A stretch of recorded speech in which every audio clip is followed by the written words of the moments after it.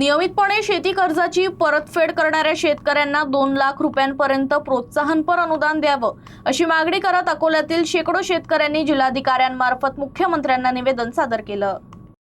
कर्जमाफीचा लाभ केवळ थकीत कर्जदारांना मिळत असल्यानं प्रामाणिक शेतकऱ्यांवर अन्याय होत असल्याचा आरोप शेतकऱ्यांकडूनच केला जात आहे। तसंच 2025चा पीक विमा तातडीनं जमा करणे, 4 टप्प्यांचा पीक विमा पुन्हा सुरू करणे आणि पुनर्गठित कर्जदारांनाही कर्जमाफीचा लाभ देण्याची मागणी करण्यात आली। या मागण्यांची 9 ऑगस्टपर्यंत पूर्तता न झाल्यास 10 ऑगस्टपासून अकोला जिल्हाधिकारी कार्यालयासमोर बेमुदत आमरण उपोषण सुरू करण्याचा इशारा शेतकऱ्यांनी दिला आहे। शासनाने कर्जमाफी जाहीर केली आणि या कर्जमाफीमध्ये शासनानं थकीत लाभार्थ्यांना 2 लाख रुपयाचं अनुदान जाहीर केलं। त्याचप्रमाणे जे नियमित कर्ज फेड करणारे शेतकरी आहेत यांना 50,000 रुपयापर्यंतचे अनुदान शासनानं जाहीर केले।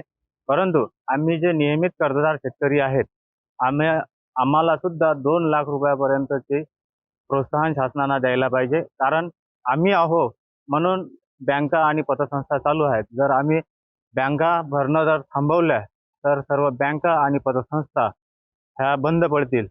म्हणून आमची अशी शासनाला मागणी आहे की ज्याप्रमाणे तुम्ही थकीत शेतकऱ्यांना 2 लाख रुपयाचं प्रोत्साहन दिलं, त्याचप्रमाणे आम्ही नियमित कर्जदार यांना सुद्धा 2 लाख रुपयापर्यंतचं प्रोत्साहन दिलं पाहिजे।